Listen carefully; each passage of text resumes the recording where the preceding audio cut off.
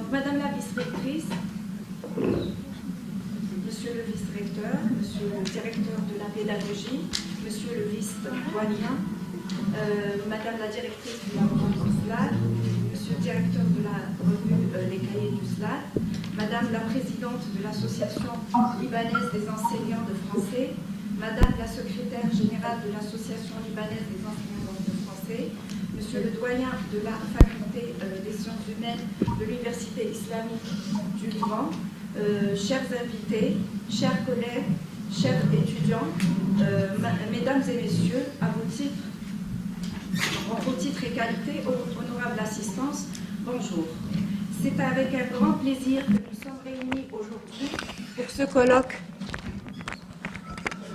pour ce colloque international intitulé L'écriture de soi, mutation culturelle et linguistique d'un genre littéraire, organisé par notre laboratoire SLAD. Nous sommes heureux que ce colloque puisse se tenir. Cette rencontre scientifique s'intéresse à l'écriture de soi. Cette pratique s'est imposée au XXe siècle et se maintient avec force de nos jours, où le récit à la première personne semble vouloir détrôner celui à la troisième personne. L'aventure moderne de l'écriture de soi a commencé avec le nouveau roman, quand en réaction contre les faits réels, Roland Barthes écrit Roland Barthes par Roland Barthes et Nathalie Sarraute a produit Enfance, en réaction contre le pacte autobiographique de Philippe le Jeune, et pour montrer que les frontières entre réalité et fiction sont perméables. Dès lors, un nouveau souffle a été impulsé à cette forme d'écriture qui se définit par une mise en récit de soi et vise à partager avec autrui une expérience invécue. Facteur de transversalité, le genre a évolué et regroupe diverses formes hétérogènes. Les confessions, les mémoires, le journal intime, le témoignage, l'autobiographie et l'autoportrait. Les correspondances, sans oublier le dernier venu et controversé, donc l'autofiction. À la croisée des formes, donc les frontières ne sont pas toujours clairement tracées, l'écriture de soi occupe le devant de la scène et braque les feux sur l'intériorité et l'introspection. Mais elle touche également au domaine du collectif, de la mémoire, du social et du culturel, d'où la forme de l'auto-socio-biographie, attribuée par certains donc à Annie Ernaux, qui vient de recevoir le prix Nobel de littérature. Si bien que le récit de soi s'est imposé dans différents domaines et intéresse du point de vue littéraire, linguistique, sociologique, philosophique, psychologique, anthropologique et politique. Cette forme d'écriture attire aussi bien les hommes de lettres que les personnes publiques, journalistes, célébrités du monde des arts et du spectacle, et de plus en plus d'anonymes. Ce succès du genre offre un champ de réflexion varié pour la recherche, d'autant que le constat des mutations en cours ouvre des perspectives du point de vue de la relation au réel, à l'identité, à l'altérité, à l'hystérographie, à la mémoire collective, aux représentations sociales et à la perception subjective et objective dans le rapport à soi. Liée au contexte de production et de réception, l'écriture de soi n'échappe pas aux nouvelles technologies de l'information et de la communication, et l'on se demande quel avenir sera réservé aux fanfictions, à l'écriture de soi dans les blogs, les podcasts et les stories. L'objectif de ce colloque étant de regrouper les différentes visions d'une forme d'écriture qui met le jeu à l'honneur, un jeu qui peut être singulier ou pluriel. Bref, de nombreux ouvrages ainsi qu'un grand nombre de colloques ont été consacrés au récit de soi. Cependant, l'intérêt reste soutenu, montrant que les problématiques n'ont pas été épuisées. J'en veux pour preuve l'accueil qui a été fait à l'appel à communication du présent colloque. Nous comptons parmi les contributions 15 universités étrangères, je cite l'Université islamique du Liban, l'Université libanaise, l'Université de Glasgow, l'Université Amman en Jordanie, l'Université Jagiellon, Pologne, l'Université Paul Valéry de Montpellier, l'Université Bamako, Mali, l'Université Sorbonne, Paris Nord, Trinity College de Dublin, l'Université, l'Institut catholique de Paris, l'Université de Grenoble, l'Université Tunis, l'Université Aix-Marseille, Bloomington, ainsi que la participation de 18 établissements algériens entre universités et ENS. Je cite l'Université de Batna, l'Université d'Eloued, l'Université de N'Ama, l'Université d'Al-Rouat, Oran 2, Alger 2, l'ENS Bouzerria, l'Université Sétif, l'ENS de Moussa Ghanem, bon, je ne peux pas citer toutes les institutions, Borj Bouariri. Donc les travaux sont programmés en 5 conférences scindées en 2 séances plénières et 60 communications réparties sur 11 ateliers. Je tiens particulièrement à remercier Monsieur le recteur pour l'intérêt majeur qu'il porte à nos travaux, à Madame la vice-rectrice pour sa précieuse aide et son indéfectible soutien, Monsieur le doyen et Monsieur le président du conseil scientifique pour leur perpétuel encouragement, Madame la directrice du laboratoire SLAD, Monsieur le directeur de la revue, les cahiers du SLAD, pour leur confiance, nos chers intervenants et chers invités étrangers et des autres universités algériennes, mes chers amis, membres du comité d'organisation, sans leur soutien et leur encouragement, ce colloque n'aurait pas pu se concrétiser, ainsi que le comité de mesures scientifiques. Merci pour votre attention. Donc je donne la parole à Madame la directrice du laboratoire SLAD.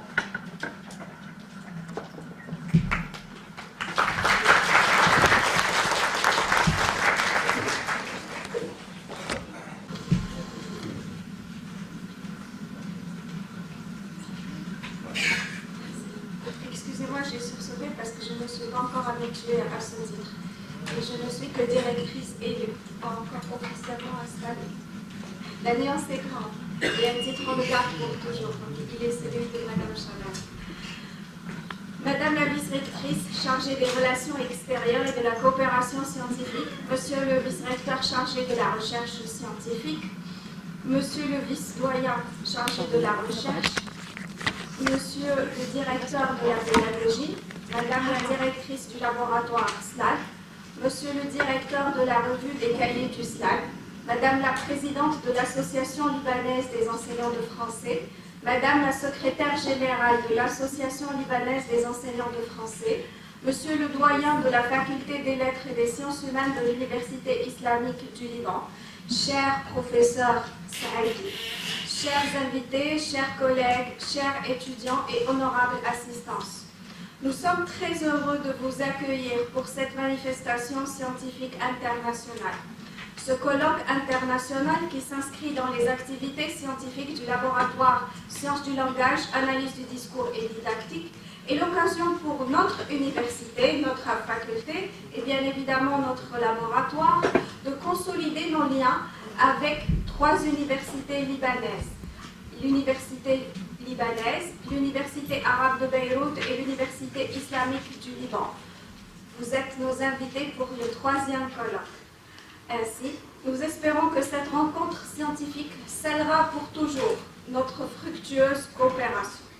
Ce colloque international est aussi l'occasion pour nous d'élargir notre réseau de coopération à l'international grâce à la participation de chercheurs de près de 11 pays.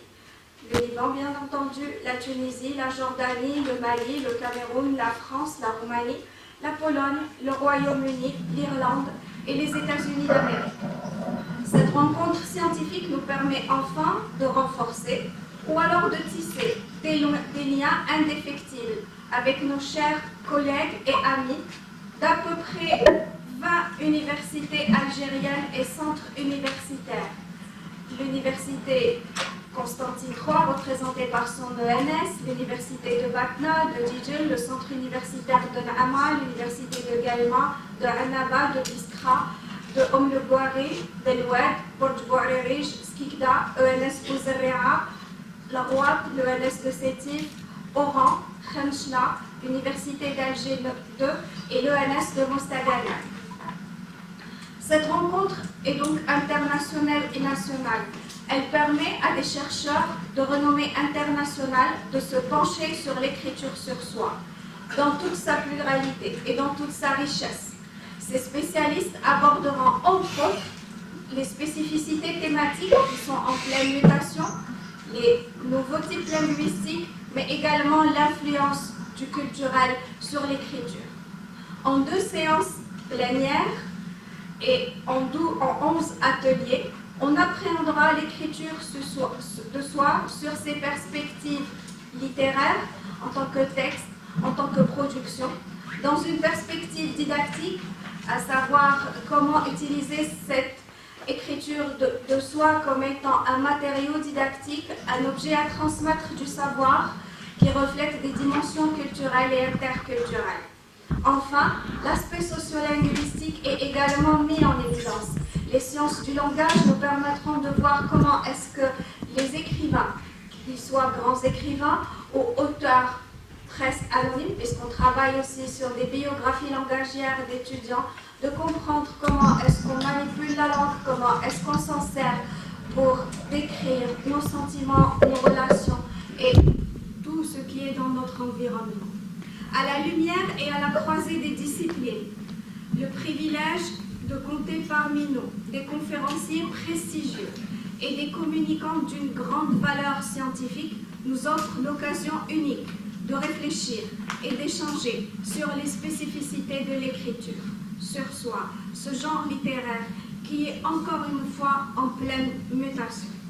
En présentiel et en ligne, en réel et en virtuel, quel que soit le mode de communication établi, permettez-nous, honorable assistance, d'exprimer tout le plaisir de vous accueillir aujourd'hui pour cette rencontre organisée par le SLAD, laboratoire fortement investi dans la recherche pluri- et interdisciplinaire. Une autre force du laboratoire et des activités de recherche qui y sont menées en est bien l'esprit d'équipe. Nos 7 équipes nous ont permis de travailler, comme toujours, en cohésion, en toute amitié. Nous tenons particulièrement à remercier Monsieur le recteur de l'université, Madame la vice-rectrice des relations extérieures, pour sa présence, pour son aide et pour son indéfectible soutien. Nous avons souvent déboulé dans son bureau, angoissée, stressée. Madame nous a toujours soutenus. Elle a porté nos projets, parfois peut-être plus que nous, et elle a toujours veillé sur nous et sur la réalisation de tous nos projets. Mille merci. Je remercie également Monsieur le vice-recteur chargé de la recherche scientifique qui lui aussi nous a vu débouler très souvent dans son bureau et qui nous disait, même si vous ne frappez pas à la bonne porte, on va en discuter et on va trouver des solutions. Merci Monsieur le vice-recteur pour votre présence.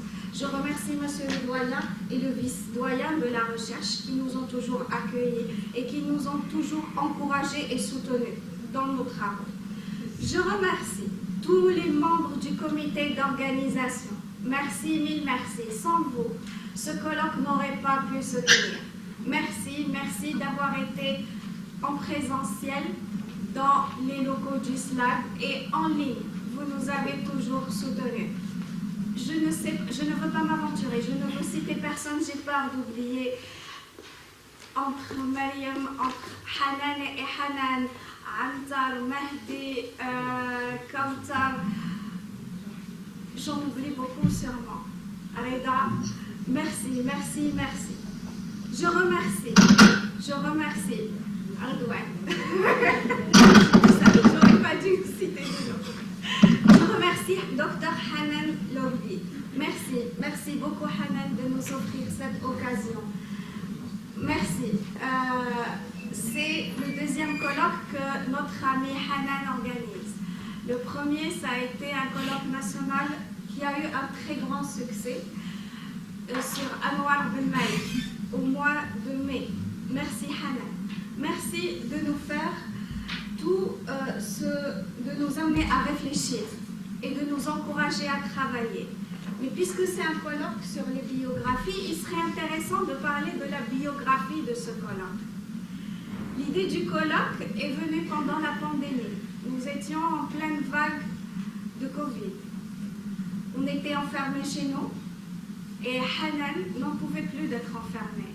Nous discutions pendant des heures sur la tenue de ce colloque, qui était au début, rappelle-toi, Hanan national.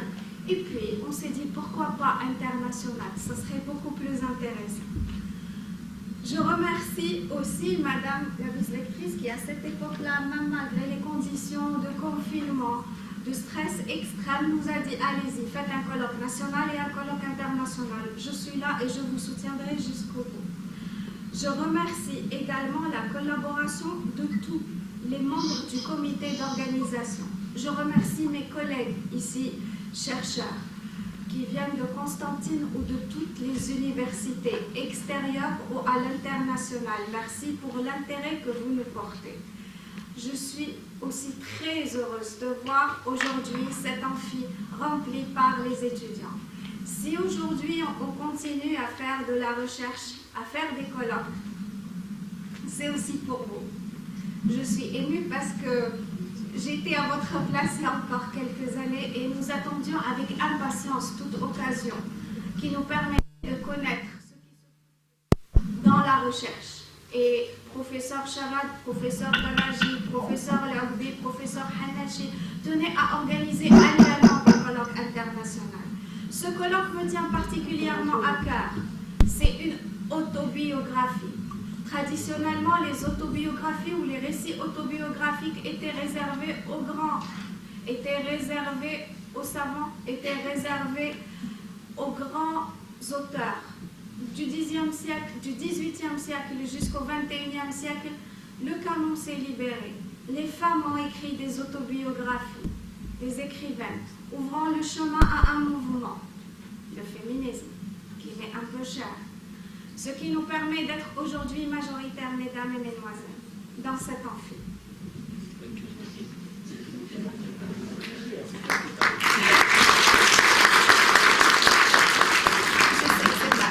Je tiens à le souligner. Ces autobiographies sont importantes pour vous, sont importantes pour nous, parce que nous traversons des temps incertains, des temps de pandémie, des temps de guerre. Nous succombons souvent au désespoir.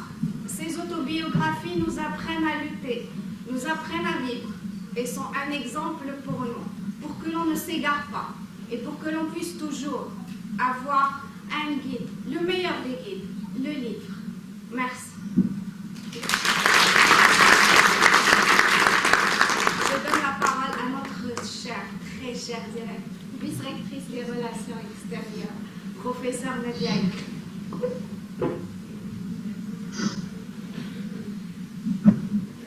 Merci beaucoup. Bonjour tout le monde. Chers collègues, chers amis présents ici dans la salle avec nous, chers amis et partenaires sur notre côté, derrière les écrans, mais bien dans les cœurs et dans l'organisation de cette grande manifestation. Je ne vais pas prendre beaucoup la parole parce que je me trouve émue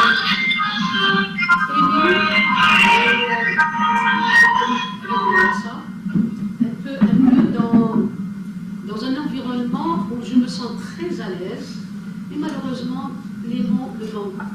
Je ne suis pas du domaine de la littérature, j'aime bien la littérature, j'aime bien lire, mais il faut avoir sa plume pour bien savoir s'exprimer correctement.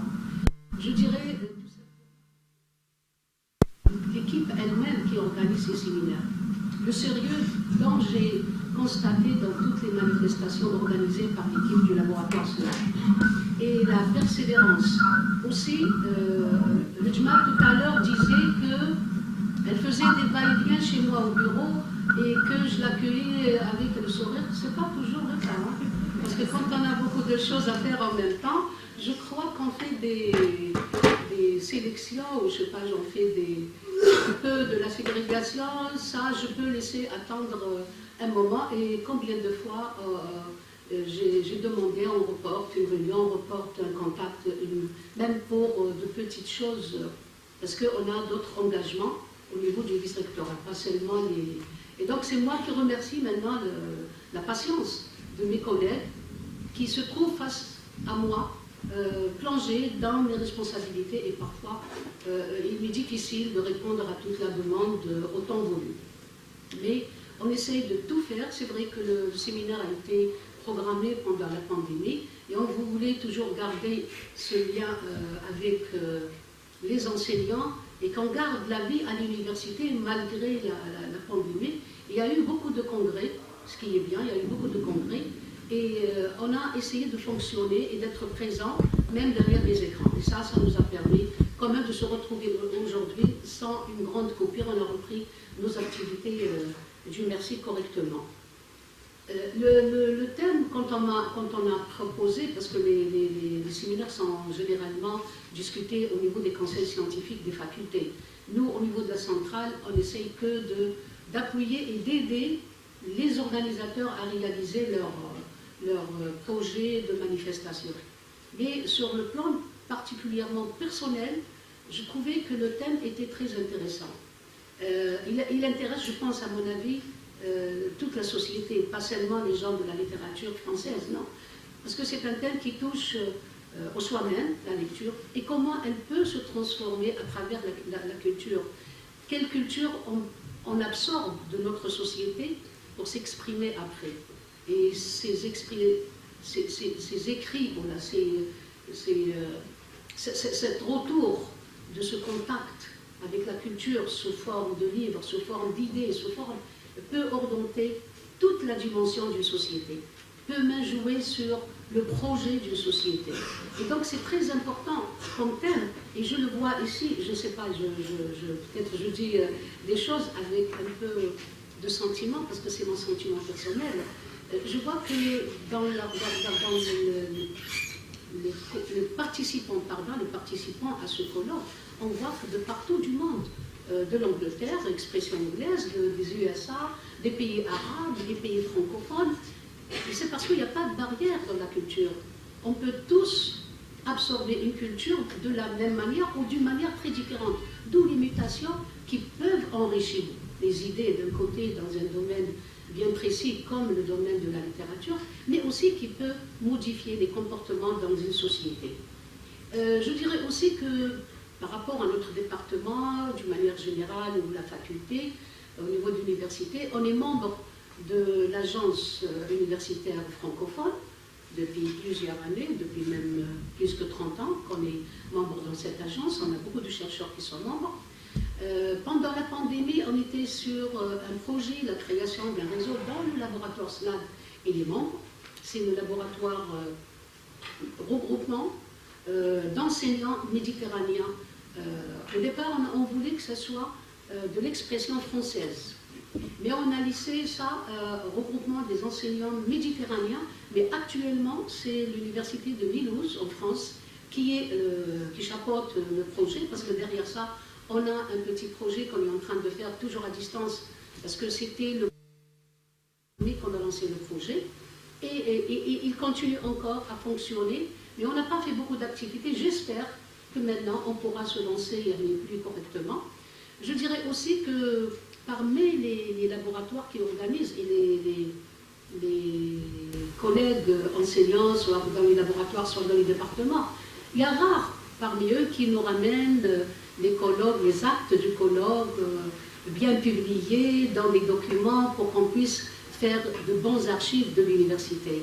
Le labo, il en a fait pour le dernier séminaire et j'étais très fière. Je l'ai même envoyé à la tutelle au niveau du ministère de l'Enseignement supérieur. Je l'ai envoyé au ministère de la Recherche scientifique aussi, au ministère et la coopération. Pourquoi? Parce un numéro spécial de la revue SLAD du laboratoire qui s'est consacré correctement que pour les présentation, pour des communications. Ceci dit que c'est quand même des articles de haut niveau, des articles qui ont été bien travaillés. Et ce n'est pas qu'un séminaire d'un quart d'heure pour présenter une communication, mais c'est un travail qui a suivi, un travail de rédaction, de correction et après de publication. Moi, je félicite l'équipe, je félicite Nejma parce que vraiment, elle était derrière ce travail et c'est un travail qui nous fait vraiment plaisir, qui fait plaisir à tout le monde.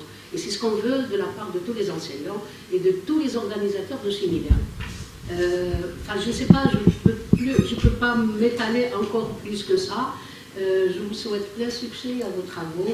Et ma porte, elle est ouverte, même si vous allez attendre un petit peu, mais vous rentrez toujours. Je ne fermerai jamais la porte. Je souhaiterais une bonne réussite à ce colloque. Merci.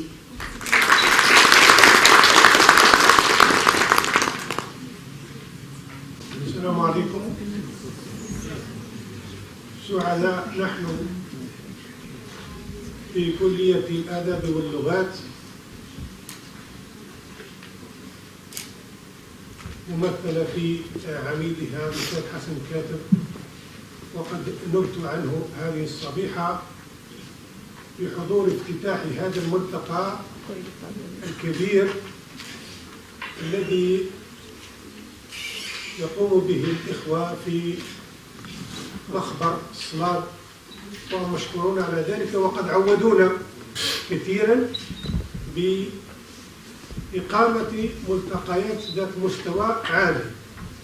وما هذا الملتقى إلا في الحقيقة معبرا على عالميته، فقد لاحظنا المشاركين فيه من مختلف مناطق العالم من كل القارات تقريبا، وهذا يسعدنا ويشرفنا كثيرا، يشرف جامعة الإخوة منتوري بالأساس وكل الجزائر.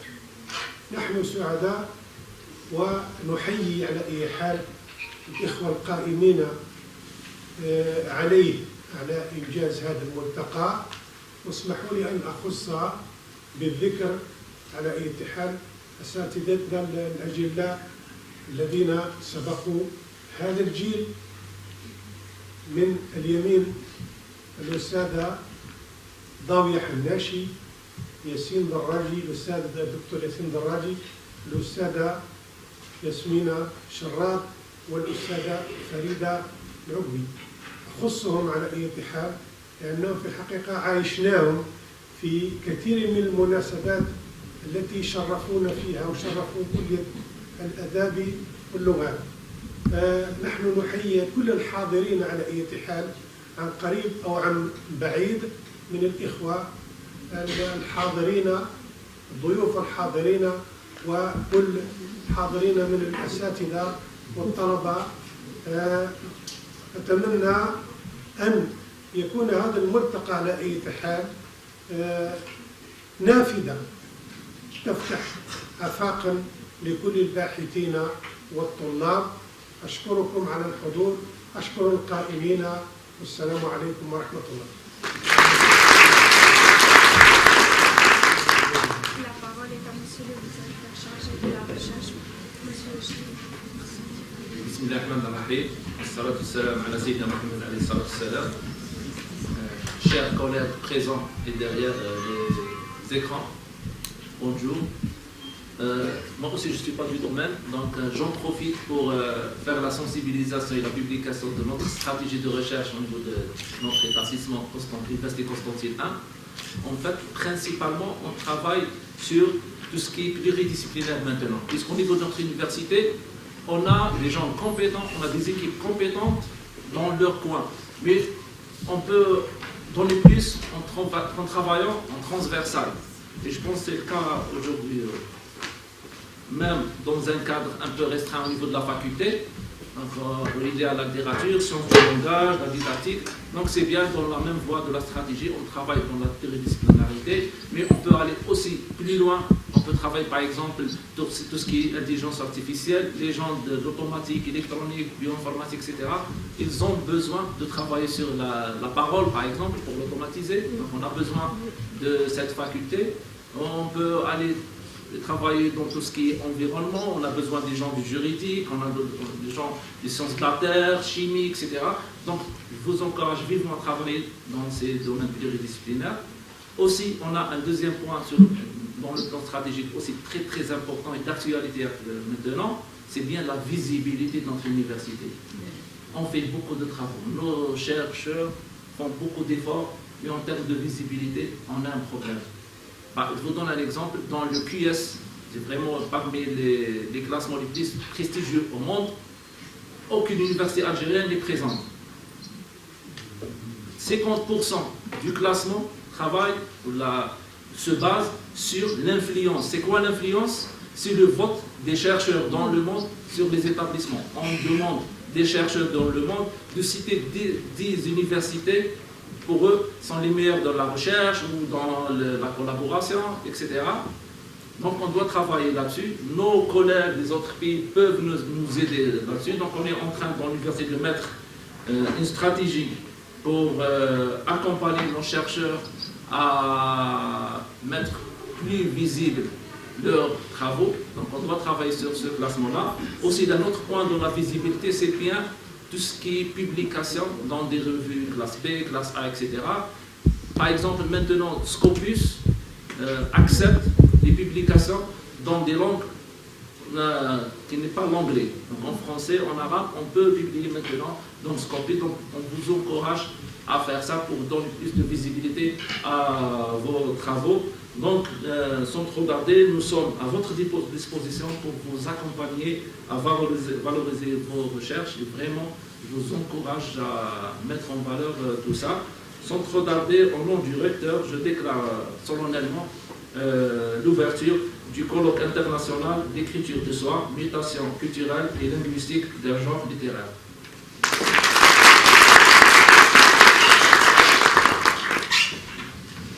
Merci beaucoup, merci pour votre présence, merci pour tout l'intérêt que vous portez à nos travaux. On fait une petite pause, café, et on reprend dans 10 minutes les travaux pour les séances plénières. Merci.